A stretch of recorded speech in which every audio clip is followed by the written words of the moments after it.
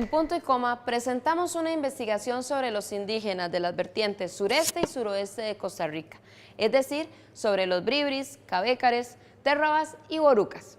La obra La frontera indígena de la Gran Talamanca constituye el estudio más detallado que existe sobre las zonas indígenas del sur de Costa Rica durante la totalidad del primer siglo de vida independiente. Para hablar de este libro hemos invitado a su autora, Alejandra Boza Villarreal. Bueno, yo empecé con el tema indígena desde que era estudiante de bachillerato en historia como asistente de investigación, y cuando ya entré, de hecho escribí un primer artículo en conjunto con Juan Carlos Solórzano durante el bachillerato, y cuando entré a la maestría ya decidí profundizar en el tema. Se sabía poco sobre la población indígena en el siglo XIX, se había trabajado mucho más el periodo colonial, y por parte de la antropología, el periodo más reciente, sobre todo de los 60s o 70s para acá. Entonces por ahí empezó mi interés en estudiar ese primer siglo, digamos, de vida independiente de 1840 a 1930. Y empecé ya una recolección, pues en historia siempre se pone muchísimo énfasis en el trabajo con los documentos originales, y entonces me di a la tarea de escarbar donde hubiera información, y me di cuenta que, contrario a lo que uno supone, en realidad hay mucha información sobre la población indígena. Es decir, que el hecho de que haya tanta información era una indicación de que había mucho que decir sobre esa población, aunque no se había dicho. Bueno, toda esa riqueza de fuentes es lo que a mí me permitió hacer el análisis detallado de qué es lo que está pasando en términos políticos, en términos comerciales y también en términos de composición de la población en la Gran Talamanca, que es de lo que se trata el libro. Además, al final del libro también es un recurso importante para futuras investigaciones, es que hay una lista de toda la documentación que se utilizó y de dónde está, y además hay unos anexos que yo espero que sean útiles con información adicional sobre datos del censo de 1927. Entonces, la idea es que esa parte documental de alguna manera complementa el análisis que está propiamente en el libro. La historia de la jefatura política de Talamanca sufrió un giro importante. En 1885, año en el que el gobierno decretó la fundación de la colonia agrícola y militar de San Bernardo de Talamanca. La colonia se fundó en diciembre de ese año y se designó un jefe político y un comandante para la colonia, ambos no indígenas. Sendos nombramientos eliminaron de hecho el acceso de los caciques al puesto de jefe político. Desde esa fecha y hasta 1924, la jefatura política de Talamanca siguió a cargo de personas no indígenas, incluso después de que la colonia había fracasado. La colonia de San Bernardo sufrió varias reorganizaciones y el gobierno costarricense le otorgó diversos beneficios con el fin de atraer colonos del Valle Central. En la historia de Costa Rica no se ha prestado atención a las poblaciones indígenas con la suposición de que han sido muy poquitos y están en proceso de desaparición. Por lo tanto, no han tenido mayor efecto en la sociedad costarricense. Y lo que yo intento mostrar en este libro es que ni son tan poquitas, ni están en proceso de desaparición, y además tienen una historia muy dinámica que nos abre los ojos a otra manera de ver la historia de Costa Rica, en la cual estas poblaciones tienen un rol protagónico. En el libro yo planteo que hay una región indígena que es la Gran Talamanca, que incluye tanto las poblaciones indígenas del Pacífico Sur, principalmente térrabas y borucas, pero también en el siglo XIX migran hacia esa región poblaciones bribris y cabécares. Y esta región indígena del Pacífico Sur estaría conectada con las poblaciones indígenas del Caribe Sur, lo que es Talamanca, Estrella y Chirripó. Y mi propuesta es que ahí podemos ver una región indígena donde hay una interacción constante entre estas poblaciones de ambas vertientes, una interacción que es comercial, es decir, que hay un intercambio constante de bienes, y también hay una relación política. En tanto, por ejemplo, las poblaciones bribris y cabécares de ambos lados de la vertiente reconocieron en algún momento a las mismas autoridades políticas, sobre todo a los usécares, que eran el equivalente a un gran sacerdote, a los suquias o ahuapas, y también al cacique o rey de Talamanca. Entonces, mi propuesta es que podemos hablar en este periodo del que yo estoy hablando, ya para periodos posteriores habría que ver si es así, pero para este periodo podemos hablar de que hay una región indígena que incluye las dos vertientes que yo le llamo la Gran Talamanca. En el libro hay 7 mapas. El último de esos mapas precisamente busca representar cuáles fueron los lugares con los cuales estas poblaciones indígenas tenían relaciones de comercio. Y apoya lo que yo explico en el segundo capítulo del libro, que es que estas poblaciones indígenas estaban integradas a circuitos comerciales muy diversos, uno de ellos de nivel internacional. Luego hay 5 mapas en los que yo hice un esfuerzo por reconstruir cuáles fueron las zonas que estaban habitadas o que eran utilizadas por estas poblaciones. Es un trabajo que yo creo que no se había hecho de esta manera sistemática, y con base en eso intento identificar cuáles son las zonas donde había habitaciones, donde había poblados, donde había viviendas indígenas. Entonces, la idea con estos mapas es, por un lado, rastrear más precisamente cuáles eran las zonas donde habitaban estas poblaciones, cómo fueron cambiando, y en segundo lugar también ver cuál fue efectivamente el impacto territorial de la United Fruit Company, y en el caso del Pacífico, de la migración de mestizos que empieza a darse ya en las primeras décadas del siglo XX.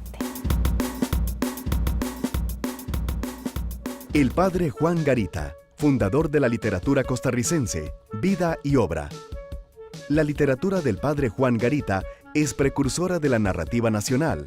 De origen campesino, Garita mantuvo una estrecha cercanía con la gente de campo, de donde nacen sus personajes e historias ligadas inevitablemente al ejercicio de su sacerdocio. La investigadora presenta un análisis integral del desarrollo demográfico, económico y político de las poblaciones indígenas de ambas vertientes, la caribeña y la del Pacífico Sur, revelando las variadas relaciones que unían entre sí a bribris y cabécares de la vertiente caribeña y pacífica, y a los borucas y a terroas de la vertiente pacífica. Dichos territorios van a conformar lo que la historiadora Bosa denomina la Gran Talamanca. Por un lado, es cierto que son comunidades que tienen producción de autosubsistencia, pero a la vez son comunidades que participan muy activamente en las actividades comerciales a nivel nacional y a nivel internacional. Y a nivel internacional se van a conectar con circuitos comerciales muy importantes a través de 2 productos. Uno es la zarzaparrilla, que tenía usos medicinales muy diversos, y otro es el hule. Y el hule fue muy importante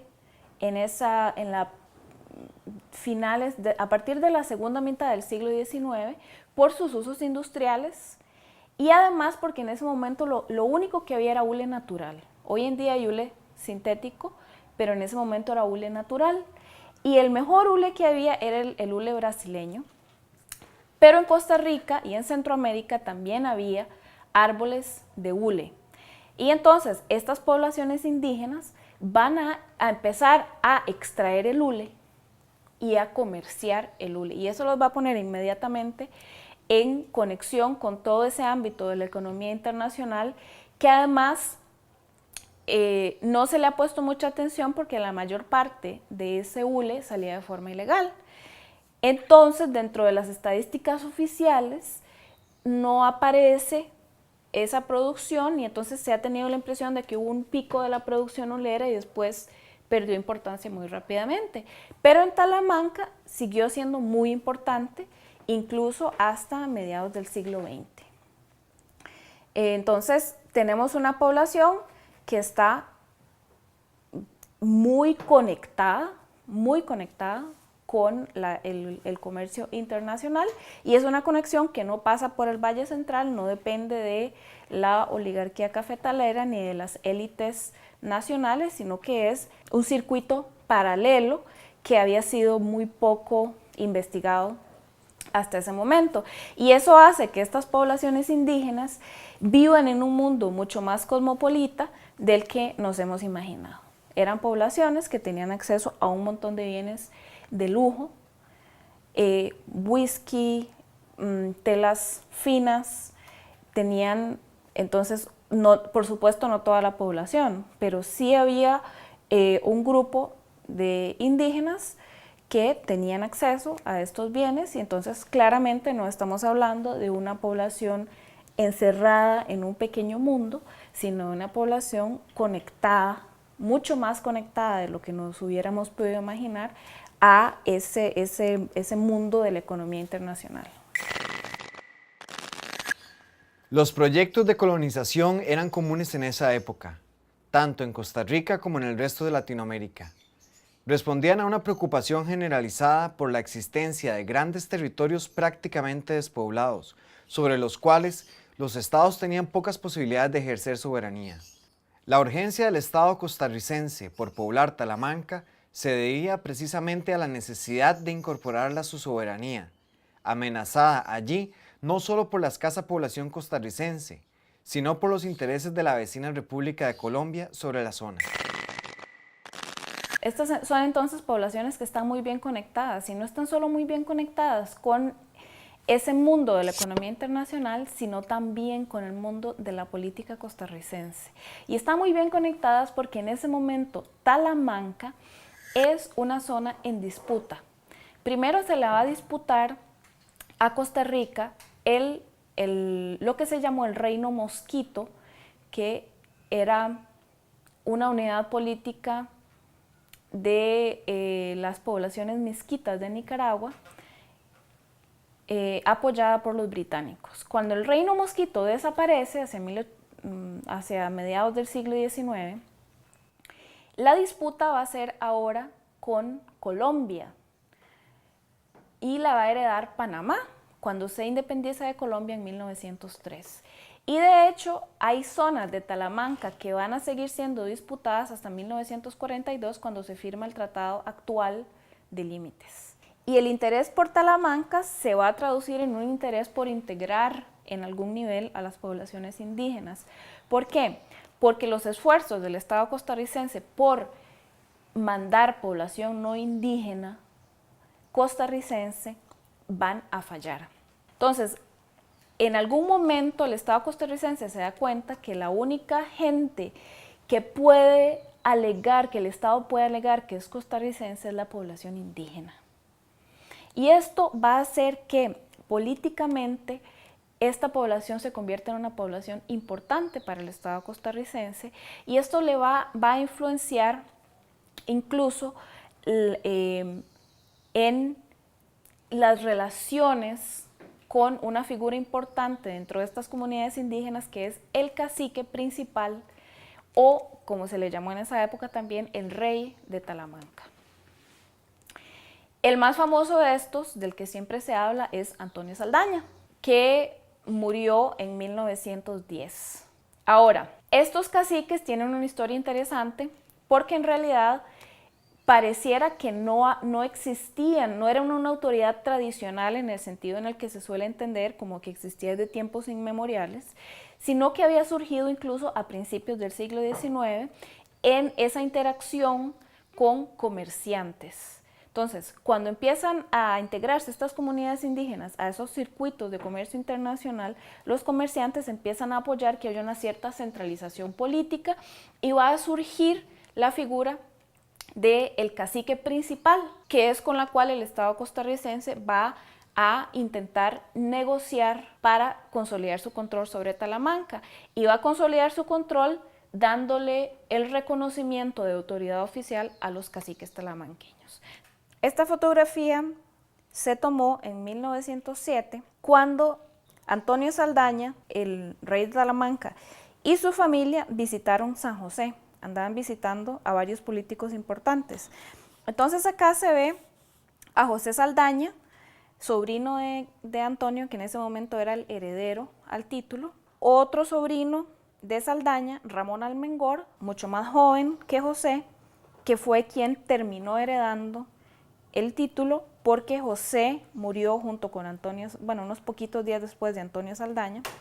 Este es el cacique Antonio Saldaña, su hija Victoria y Guillermo Gab Lyon. Y es muy interesante porque se ve que estamos hablando de nuevo, de gente con cierto nivel de sofisticación porque están vestidos para la ocasión. Esta otra fotografía es del año 1900 y vemos el otro lado de la moneda. Aquí vemos a Guillermo Gab, a quien en la otra vimos vestido muy formalmente con sombrero y traje entero, y aquí lo vemos vestido en un contexto talamanqueño con su penacho de plumas, con un bastón de mando y en medio de otros dos indígenas con una vestimenta muy similar. Entonces esto nos muestra, ¿verdad?, que son personas que se mueven con relativa soltura entre el mundo indígena y el mundo, digamos, josefino, con cierta facilidad. En esta época, además, el interés del Estado por consolidar esas relaciones políticas va a llevar a que se fomente la educación de algunos de los hijos de estos caciques. Entonces, los hijos de estos caciques se van a estudiar a colegios públicos en San José. Código Procesal Contencioso Administrativo. Una nueva edición del Código Procesal, con gran cantidad de fallos de los diferentes tribunales desde la entrada en vigencia de dicho código. Herramienta muy útil para los profesionales del derecho que deben aplicarlo. En la animación de hoy contamos la historia de Pisco, un hermoso perro que compartió con la autora Julieta Pinto momentos inolvidables.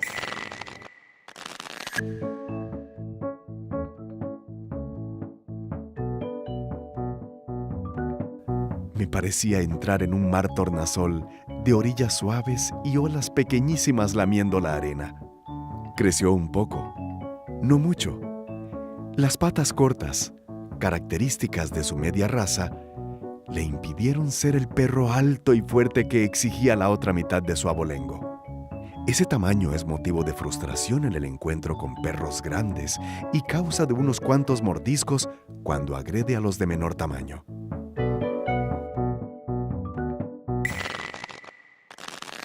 Además de reconstruir las dinámicas redes económicas que ligaban a los grupos indígenas a ambos lados de la cordillera de Talamanca, así como los grupos no indígenas que surgieron en sus cercanías, también se revelan las relaciones de los indígenas del Caribe con el mundo atlántico, más allá de las fronteras de Costa Rica. En el primer capítulo yo le pongo bastante atención a la composición de la población, que es algo de lo que se sabía relativamente poco. Es decir, cosas tan básicas como cuántos eran y dónde estaban. En realidad había relativamente poca certeza, no se había sistematizado la información que sí hay sobre eso. Entonces, yo intento establecer en ese primer capítulo dónde están, cuántos son, cuál es su composición de género, y cómo se van moviendo estas poblaciones, porque no son poblaciones estáticas, son poblaciones que están migrando, algunas veces por motivos internos de las comunidades, otras veces por presiones externas. Pero lo que sí vemos es una población que está en movimiento. Y además una población que tanto en el Caribe como en el Pacífico fue numéricamente muy importante. Aunque hoy en día los números de población nos pueden parecer muy pequeños porque, por ejemplo, en Talamanca estaríamos hablando de unas 2.000 personas, en realidad eran la mayoría de la población de esas zonas. En el caso de la vertiente del Caribe, por lo menos hasta principios del siglo XX, cuando van a empezar ahora sí las migraciones de población afroantillana, atraídas por el desarrollo ferrocarrilero y luego bananero. Y en el caso del Pacífico Sur, incluso hasta muchas décadas después, hasta por lo menos los 1920, 1930, estamos hablando de que la población indígena es la mayor parte de quienes habitan esas zonas. Tanto en el Pacífico Sur como en el Caribe Sur han sido importantísimos porque han sido un porcentaje muy importante de la población, y además son poblaciones, como digo, que han estado en constante movimiento, no han estado encerradas dentro de sus pequeñas comunidades, sino que han estado utilizando diversas estrategias para acomodarse a las circunstancias, a los cambios en las circunstancias que han vivido en esas décadas. Es posible suponer que la participación de los indígenas en las redes de intercambio intercultural influyera en la configuración que tomó allí la extracción y el comercio del hule, de tal forma que, cuando se presentó la ocasión, los indígenas aprendieron rápidamente a recolectar el caucho y lo integraron a las redes desarrolladas años antes para comerciar zarzaparrilla. Esos mismos contactos comerciales permitían a los indígenas caribeños el acceso a armas de fuego. Este es un libro escrito para un público general. Está escrito de manera amena. Se utilizan mucho los documentos originales, se transcriben algunas secciones importantes de documentos originales también para enfatizar cierta información o para dar ejemplos de ciertos procesos, y eso también hace la lectura amena. Además hay fotografías de la época. Los mapas están hechos de manera tal que sean claros, sean fáciles de entender. Entonces, creo que es un libro que puede llegar muy fácilmente a un público en general, pero a la vez tiene características que van a interesarle a un público más académico. Por ejemplo, un uso muy sistemático de la documentación. También, pues, las reflexiones se integran, por ejemplo, ciertas consideraciones conceptuales o consideraciones de cuáles han sido los trabajos, cuáles son los aportes académicos de esta obra, pero de una manera que no necesariamente tiene mucho lenguaje técnico o especializado, sino que es algo que puede entender una persona común y corriente, pero que una persona con una formación académica va a entender y va a poder ligar, digamos, con otras obras. Entonces creo que es una obra que debería poder alcanzar un público más o menos amplio, y cualquier persona que esté interesada en poblaciones indígenas en general, en el mundo caribeño, en historia, temas de, por ejemplo, las interacciones de Costa Rica con el mundo internacional, temas de formación de Estado también. Entonces trata una gran diversidad de temas que, de nuevo, atraen a diversos tipos de gente. Otro aporte valioso de esta obra es la reevaluación histórica que efectúa la autora sobre las transformaciones que afectaron la zona de la Gran Talamanca durante el auge bananero de principios del siglo XX. Alejandra Boza hace una revisión cuidadosa de las relaciones que establecieron estas poblaciones indígenas, no solo con el Estado costarricense, sino también con la United Fruit Company. Adquiera La frontera indígena de la Gran Talamanca en las librerías de la UNED. Hoy nos encontramos en las instalaciones del Museo del Banco Central en el Centro San José.